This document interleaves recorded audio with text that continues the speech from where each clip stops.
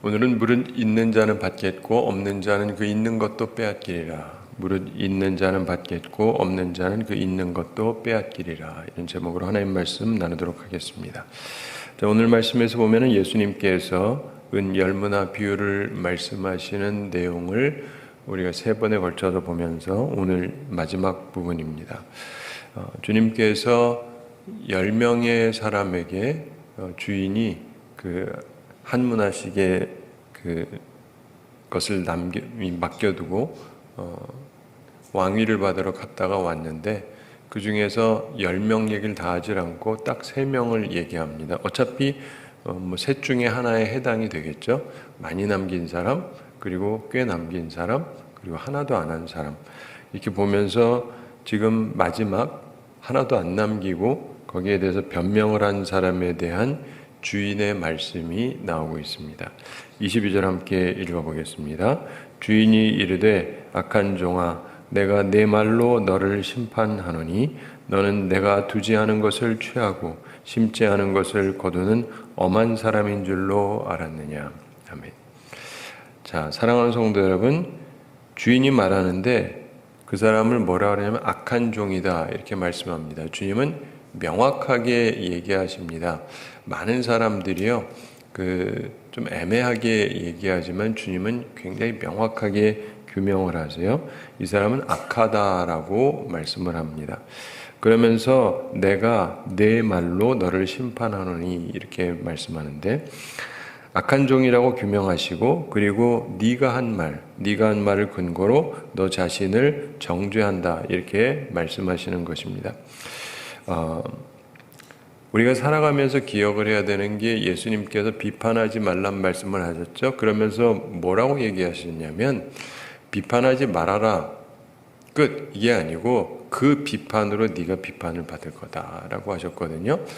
사랑하는 성도 여러분, 내가 평상시 무슨 말하고 뭐 얘기하는지를 생각을 하셔야 돼요. 그게 나한테 돌아온다는 생각을 해야죠. 많은 사람들이 이걸 잊고 삽니다.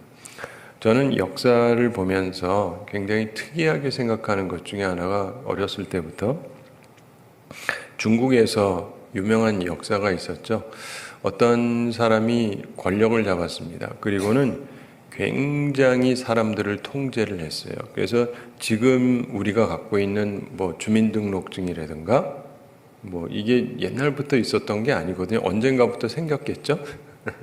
어느 순간에 생기는데 보통 사람들이 다녔습니다. 근데 이 사람이 사람을 통제하기 위해서 우리가 갖는 주민등록증 같은 거를 만든 거예요.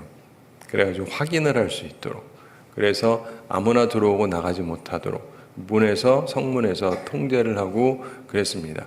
그래서 어느 누구든 하여간 자기 걸 가지고 다녀야 되는데 그렇게 하면서 이 사람이 사람들을 통제를 했는데 그러다가 어느 날 큰일이 생겼어요. 자기가 도망을 가야 됩니다. 요즘하고 옛날하고는 좀 다른 게 옛날에는 일단 사진이 없었고 그리고 얼굴을 보면 누가 누군지 모릅니다. 예, 누가 누군지 몰라요. 오늘날처럼 TV가 있어가지고 나오는 게 아니라서 대통령이 있다 그럼 그런가 보다 하는 게 왕이 있다 그럼 그런가 보다 하지 어떻게 생겼는지를 모릅니다. 그러니까 이 사람이 이제 반란이 일어나가지고 도망을 가는데 잡히면 안 되잖아요. 근데 이 사람이 잡혔어요. 왜 잡혔어요? 자기를 증명을 해야 되는데 옛날엔 그냥 나갈 수 있었거든요. 자기가 막아놨거든. 다 자기를 증명하지 않으면 못 나가도록. 자기 법에 자기가 딱 걸려버린 거예요. 그래서 죽습니다. 우리 인생을 살아가면서 보면은요, 사람이 내가 무엇을 왜 하느냐 이걸 잘 생각을 해야 돼요. 그러면서 살아가는데 결국 이 사람도 주님에게 했던 말이 뭐냐면 지금 이 예화 속에서 얘기하는 거긴 하지만 자기 주인을 굉장히 나쁜 사람으로 평가를 하고 있습니다. 근데 네가 나를 그렇게 나쁘게 평가하는데 그렇다면 이런 얘기예요. 그러니까 나는 그렇지 않다. 이런 얘기를 하시는 게 아니라 네 말이 맞다 치자. 근데 그렇다면 내가 그렇게 두지 않은 것을 취하고 심지 않은 것을 거둔다. 이건 솔직히 악질이죠. 진짜 그런 사람이 있다면 악질이잖아요. 그런데 내가 진짜 그런 사람인 줄로 네가 알았다는 것이냐? 그렇다면 하면서 말씀하는데 23절 함께 읽어보겠습니다. 그러면 어찌하여 내 돈을 은행에 맡기지 아니하였느냐? 그리하였으면 내가 와서 그 이자와 함께 그 돈을 찾았으리라 하고. 아멘. 그러면 어찌하여 내 돈을 은행에 맡기지 아니하였느냐? 이렇게 말씀합니다. 예수님 당시에도 지금하고는 좀 다르긴 하지만은 은행 같은 시스템이 있었거든요. 문자적으로 왜 너는 내 돈을 대금업자의 벤치에 두지 않았느냐? 이런 말입니다. 옛날에도 대금업자들이 있었기 때문에 대금업자들은 자기들에게 맡겨진 돈에 대해서 항상 이자를 줍니다. 그리고 그 돈을 다른 사람에게 더 높은 이자로 빌려주죠. 그러니까 누가 돈을 갖고 오면 내가 얼마의 이자를 받고 그리고 나중에 돌려주겠다 그러고 언제든지, 그리고 누가 꺼달라 그러면 이보다 더 높게 붙여서 하는 거죠. 지금 은행도 마찬가지예요. 그러니까 잘 사는 거죠. 그 대신에 이거를 잘 조절을 해야 되죠. 근데 기본적으로 그게 옛날이나 지금이나 항상 있는 모습인데, 현대은행이 여기에 이제 기원을 두고 있는 것이거든요. 이 bank라고 하는 말, 영어로 은행에 bank라고 하는 말은 본래 bench, 의자에서 비롯된 말입니다. 그래서 왜 너는 내 돈을 대금업자의 벤치에 두지 않았느냐, 이렇게 표현을 한 것입니다. 그랬으면 내가 와서 그냥 원금만이 아니라 이자도 받아야 맞는 게 아니냐, 이 말씀을 하시는 것입니다. 이 말의 궁극적 의미는 예수님께서 다시 오실 때 일하지 않은 사람들이 엄벌을 받을 것이다, 이런 말씀입니다. 제가 목회를 하면서 보면은, 저는 목사니까 보통 교우들하고 조금 다르죠. 세상 사는 것도 아니고 그렇긴 하지만은 교회 안에서 교회 일을 하는 걸 보면 참 희한하거나 이상하거나 나쁘거나 한 분들이 의외로 있어요. 제가 예전에 젊은 시절에 목회했던 어떤 교회를 갔더니, 이 교회는 건물도 있긴 한데 빚이 있고, 그리고 미국에 있던 교회인데, 그리고 돈이 별로 없어요. 그래서 항상 돈이 쪼들려가지고 힘들었다고 그러더라고요. 그래가지고 이제 제가 가고 나서는 교회가 부흥하면서 교우들도 많이 몇 배로 늘어나고 헌금도 많이 늘어나고 해서 경제적 어려움이 하나도 없는데, 근데 한 가지 중요한 거는 헌금이 생기다 보면 이제 쓰고 남는 돈들이 있잖아요. 그럼 이게 교회가 부흥하다 보면요, 돈이 좀 많아집니다. 그럼 여러분 돈이 많으면 어떻게 하세요? 나는 돈이 많아 본 적이 없어서 잘 모르겠는데 하는 분 말고, 아무튼 그럼 어쨌든 좀 생겼다 치고 몇 억 생겼다 그러면 어떻게 할 거냐? 뭐 여러 가지 방법이 있는데, 뭐 개인적으로는 뭐 투자라는 사람도 있고 그런데, 교회는 그렇게 하면 안 돼요. 교회는 그렇게 하면 안 됩니다. 위험한 일을 하면 안 돼요. 그래서 교회 거는 뭐 간혹 가다가 한국에 그렇게 목사님이나 장로님들이 투자했다가 일이 잘못돼 가지고 날려버리고 교회가 난리 나는 경우들이 있어요. 그러니까 그렇게 하면 안 돼요, 교회 일은. 그렇지만 완전히 안전하게 할 수 있는 가장 대표적인 게 뭐예요? 은행에 넣는 거예요. 은행에 넣는데 그냥 넣는 게 아니라 이자 붙여주는 거 있죠? 정기 예금 같은 거 1년 2년 이렇게 묶어놓으면 좀 더 이자율을 높게 해서 주거든요. 그러면 써야 되는 돈이 있고 쓰지 않을 돈이 있잖아요. 충분히 이렇게 대충 보면 아니까. 그러면 이제 처음에는 얼마 없다가 그것만 해도 수억인데 그걸 넣으면 이자가 나오거든요. 그러면은 늘어날 거 아니야, 안정적으로. 근데 안 넣는 거예요. 그 교회 재정 맡은 사람들은, 장로님들이랑 아무리 얘기해도 안 넣어요. 한 푼도 안 넣어요. 수억이 있는데. 그리고 그 당시에는 이자율도 높거든요. 한 푼도 안 넣어요. 그러니까 교회 것이 증식이 되도록 하나도 애를 안 써요. 참 이상하죠? 근데 그런 사람들은 오늘 말씀에서 보는 결과를 그들의 사업에서 겪더라고요. 이걸 잘 기억하셔야 돼요. 왜 주님의 것이 귀하지 않은지 난 이해가 안 가요. 그렇다고 뭐 어디다 투자하자 뭐 이렇게 욕심 부리는 것도 위험한 것도 함부로 하면 안 되지만 최소치는 해야 되잖아요. 주님 앞에 드려진 부분에 대해서. 굉장히 안정적이고 누구나 아는, 어린아이도 아는 기본적인 건데 그걸 막 안 하는 거예요. 근데 그러다 보니까 나중에 제가 떠난 후에 보면 교회가 순식간에 힘들어져요. 이 체제 자체를 이상하게 사람들이 하면서 자기 멋대로 이상하게 하잖아요. 그러면 무너지는데 교회도 그렇고 자기 삶도 그렇고 다 무너집니다. 주님께서 이 말씀을 하시면서 그 다음에 무엇을 하시느냐? 24절 함께 읽어보겠습니다. 곁에 섰는 자들에게 이르되 그 한 문화를 빼앗아 10문화 있는 자에게 주라 하니. 아멘. 앞서 있던 두 사람 중에서 10문화 있는 사람에게 주라 이런 말씀을 합니다. 지금 이 사람 거 뺏어서 저 사람에게 줘라 이렇게 얘기하셨어요. 자, 우리 보면은 교회가 이렇게 저렇게 움직이면서 살아가게 되는데 제가 그 다음에 어떤 교회를 또 하게 될 때 그 교회는 얘기해서 이제 있는 그것을 CD로 묶어서 이제 정기 적금 같은 거 해서 이렇게 했습니다. 그러면 이제 조금이라도 교회가 유익해지죠. 근데 보세요. 한쪽은 교인도 훨씬 많고 재정도 훨씬 많고 한쪽은 교인이 좀 적고 그리 많지 않아도 이쪽은요 금방 돈이 마르고 힘들어지고 이쪽은 그렇지 않았어요. 이유가 뭔지 아시겠어요? 구조적인 거예요. 사람 생각이나 이런 게. 제가 언젠가 말씀드렸는데 여러분이 돈을 좋아하시든 싫어하시든 상관없이 제가 노래 잘하는 법처럼 돈 쓰는 법을 간단하게 가르쳐 드리면 굉장히 중요해요. 저는 이렇게 쭉 살피면서 깨닫는데 노래 부를 때도 이 노래 못 부르는 사람들의 특징이 뭐냐? 악보를 안 봐요. 그리고 봐도 지금 불러야 되는 데를 봐요. 이러면 틀립니다. 항상 조금 앞을 봐야 돼요. 조금 앞을 봐야 제대로 할 수가 있거든요. 근데 그것만 알아도요. 잘 안 틀리고 잘 부를 수 있습니다. 근데 보면 돈 쓰는 사람들 보면 세 종류가 있어요. 자, 내가 100만 원이 있다. 100만 원 가지고 쓰면은 얼마의 가치를 쓰는 거죠? 100만 원이죠? 네. 이게 보통 사람. 돈을 버는 사람들의 특징이 있어요. 100만 원 가지고 200만 원어치를 사요. 이게 뭔 소린가 하는 사람은 돈 잘 못 버는 분이에요. 네?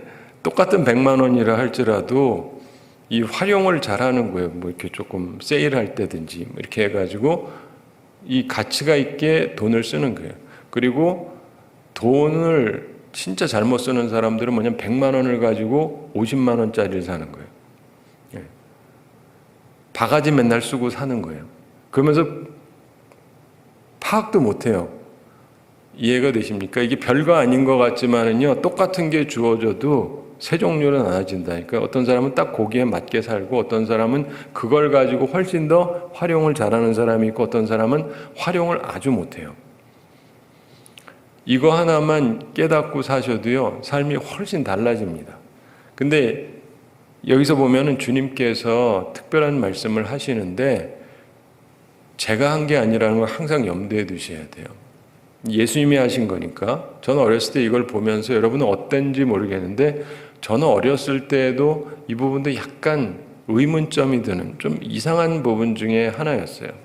왜냐하면 그 당시 우리 사회에서 항상 하던 말들이 있었고 부정적인 얘기가 있는데 그거랑 딱 맞는 건 아니지만 주님이 말씀하시는 게 조금 우리 사랑의 주님, 다 이렇게 똑같이 나눠주시는 주님. 그런데 이 결론 부분으로 가서는 조금 이상한 것 같으니까 이상한 거예요. 왜냐하면 있는 사람 거를 뺏을 필요는 없지 않습니까? 근데 주님께서 분명히 얘기하세요. 그 한 문화를 빼앗으라. 그 사람에게 주어졌던 건데 빼앗으라. 이렇게 말씀하세요. 그 사랑의 주님께서 그리고 모두에게 공통적으로 주셨던 분인데 뺏으래요. 그 사람한테. 저건 악한 자기 때문에 내가 뺏어야 되겠다. 뺏어라. 그렇게 말씀합니다. 그리고 10문화 있는 자에게 주라. 이게 예수님의 말씀이에요.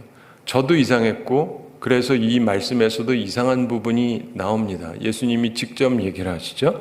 25절 함께 읽어보겠습니다. 그들이 이르되 주여 그에게 이미 10문화가 있나이다. 아멘.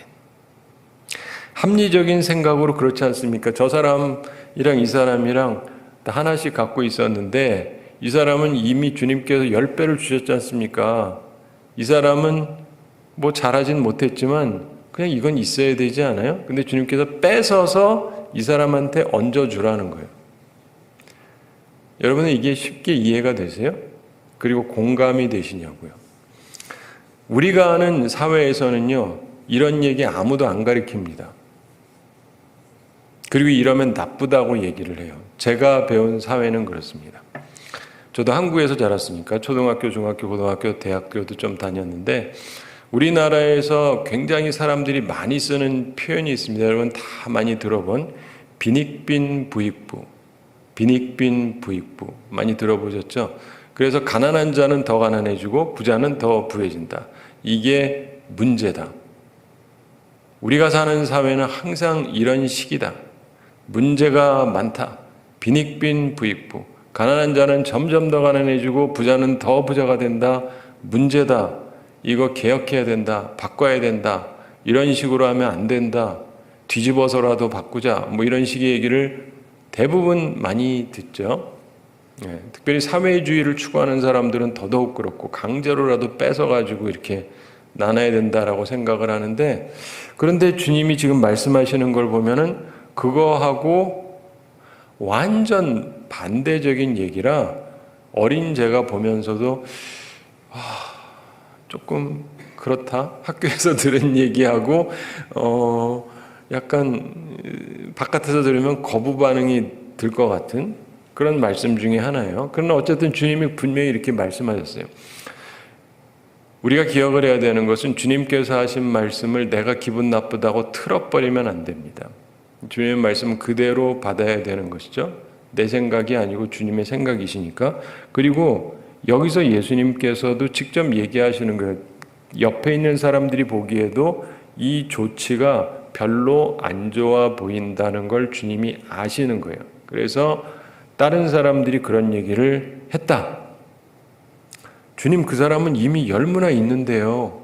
라고 얘기를 했다. 그래서 주인이 어떻게 하느냐, 니들이 말이 맞으니까 배려를 좀 해줘야겠구나 하신 것이 아니고 26절 함께 읽어보겠습니다. 주인이 이르되 내가 너희에게 말하노니 무릇 있는 자는 받겠고 없는 자는 그 있는 것도 빼앗기리라. 아멘. 주인이 이르되 내가 너희에게 말하노니 무릇 있는 자는 받겠고 없는 자는 그 있는 것도 빼앗기리라. 제 얘기가 아니에요. 성경에 있잖아요. 예수님의 말씀이에요. 대부분의 사람들은 이 말씀을 싫어합니다. 싫어해요. 왜 싫어하는지 아세요? 내가 성실하지 않으니까. 내가 성실하지 않으니까. 내가 충성되지 않으니까 빼앗긴다는 게 너무 싫은 거예요. 여러분 보십시오. 못된 사람이 빼앗기는 게 뭔 잘못입니까? 그런데 자기가 불성실하고 불충하고 그래서 빼앗긴다는 것조차도 우리는 기분이 나빠요. 기분이 나빠요. 근데 예수님께서는 그 말씀을 하십니다. 네가 기분 좋고 나쁜 건 전혀 상관이 없다. 이것이 실체가 될 것이다. 저는 한참 자라면서 어떤 유명한 성서 주석가가 이 부분을 얘기하는 걸 보면서 생각을 많이 했습니다. 이거는 인생의 실체다. 실체라는 게 리얼리티라고 하는 건 실제예요. 여러분 오늘 날이 따뜻하죠? 따뜻하긴 겨울인데 겨울날인데 얼마나 추워요. 그러니까 우리가 앞으로도 한 6개월 후에도 이렇게 춥겠죠. 무슨 바보 같은 소리를 그때가 되면 더워지겠죠. 그렇죠. 그게 뭐예요? 실체예요. 실체. 우리가 바라는 바는 아니죠. 여러분 어떤지 모르겠지만 저는 좀 적절한 온도가 좋습니다. 여행하면서 보면 사람들이 제일 여행 가고 싶어하는 데 중에 하나 하와이라는 데 아시죠? 하와이라는 데. 근데 거기를 가서 보면 세계 어느 나라보다 아름답고 좋으냐면 그거는 아니에요.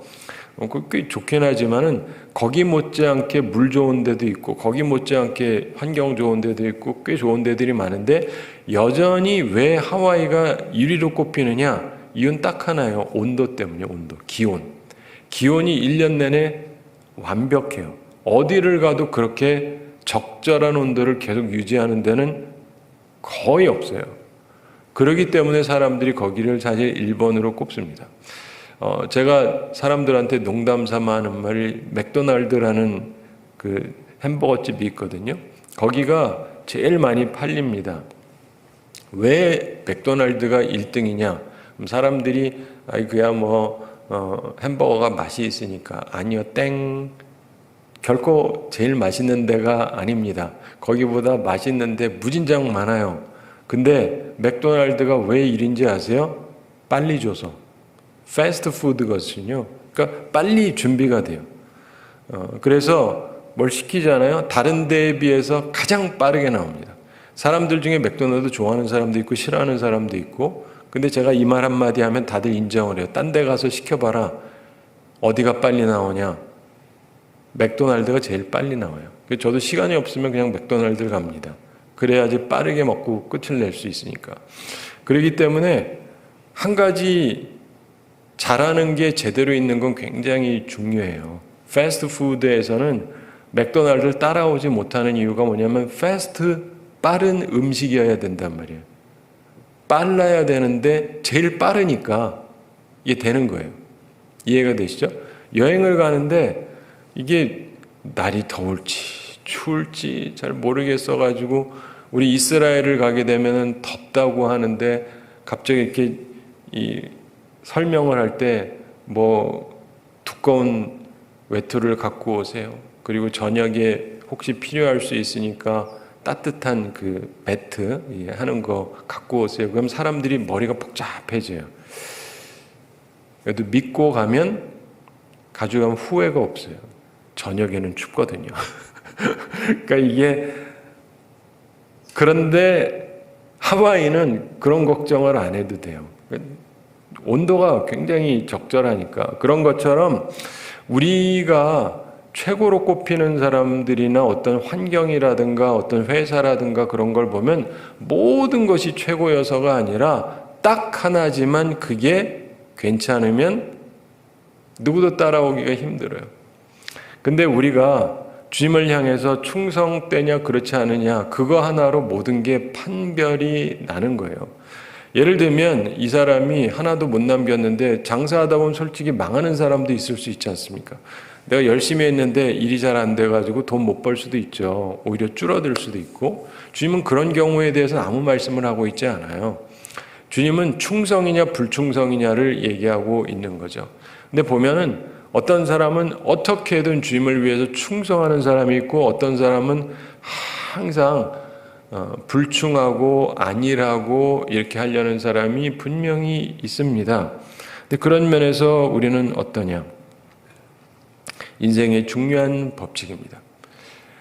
제가 한 30여 년간 한국을 떠났다 한국을 와서 이 한국교회를 보면서 제가 이 경제 부분이랑 관련해서 느끼게 되는 가장 충격적인 변화는 옛날에 비해서 훨씬 잘 살게 됐잖아요, 우리나라가. 근데 옛날에는 그 못 살 때는 교회가 빚이 하나도 없었어요. 근데 요즘에는 껍데기는 멀쩡한데 막 잘 지어놨는데 다 빚덩어리예요.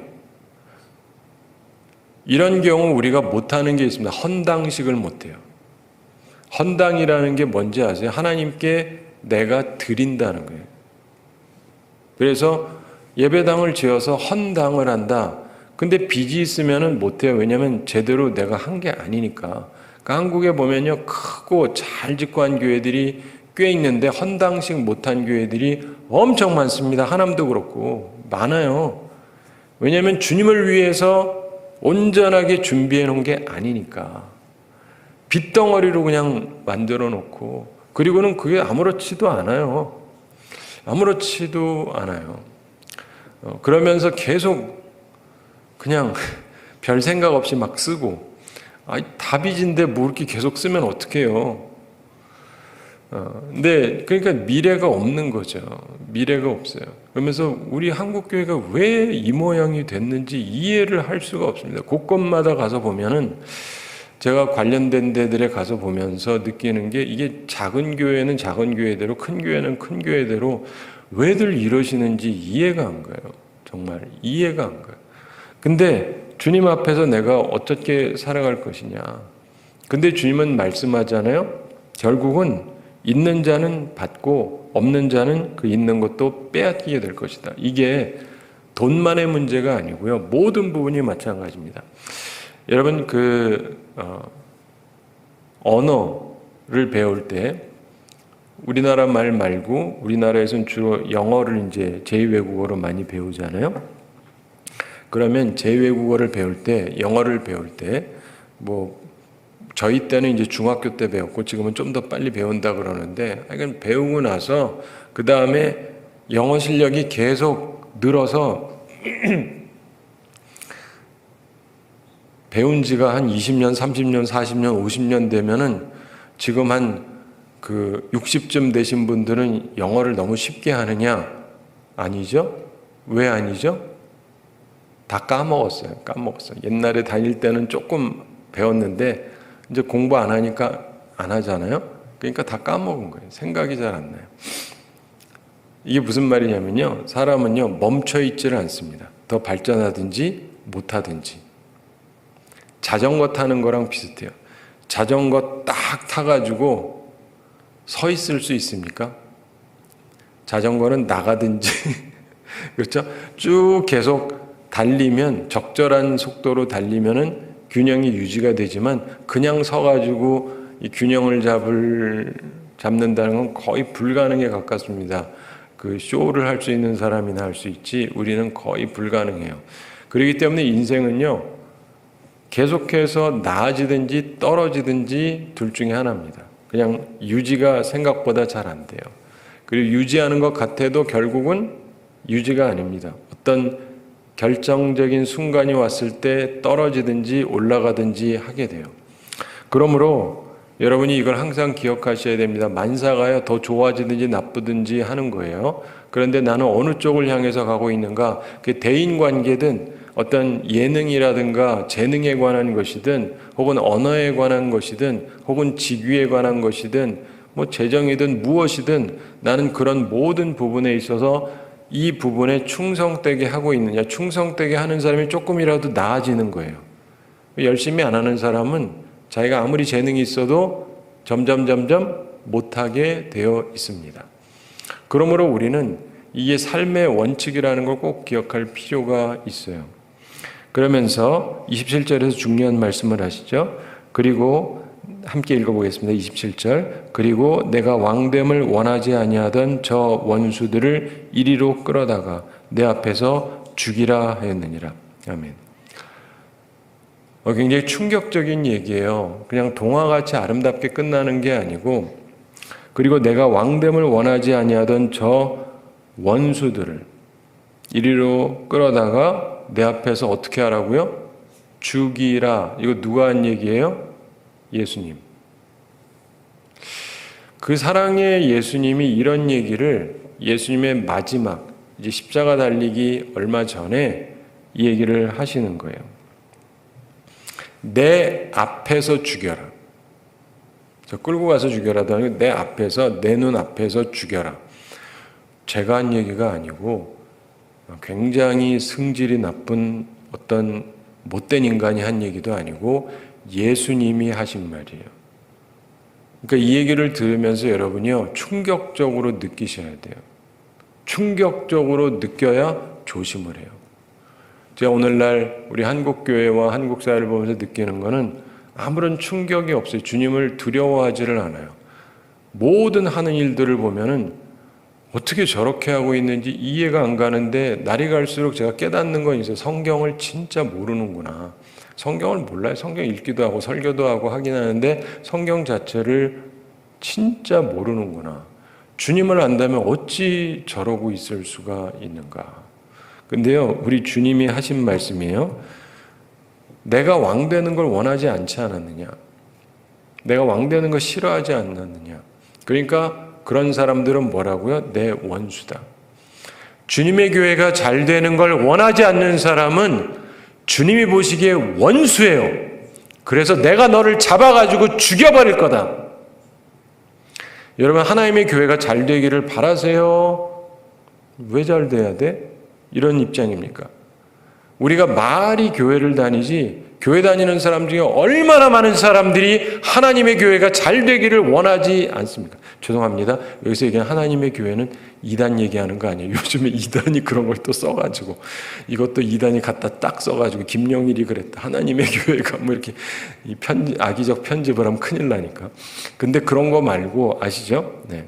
정말 하나님께서 우리를 주관하시고 이끌어 가시는데, 교회가 잘 되고 하나님의 뜻이 잘 되기를 내가 바라느냐, 아니면은 왜 잘 돼야 돼? 왜 교회가 그래야 돼? 왜 교회가 그렇게 자꾸 해야 됩니까? 이러는 사람들은 주님 보시기에 원수라는 것을 기억하셔야 돼요. 주님의 원수가 되면 주님이 여러분을 그냥 두지 않습니다. 나중에 가서 주님께서 이 말씀을 하실 거예요. 너 옛날에 김용일이 그런 설교하는 거 들었지? 왜 정신을 안 차렸느냐? 여러분, 주님의 일에 방해자가 되지 마세요. 주님이 왕권을 가지고 다스리려고 하는 것을 막지 마시라고요. 그걸 왜 막으려고 합니까?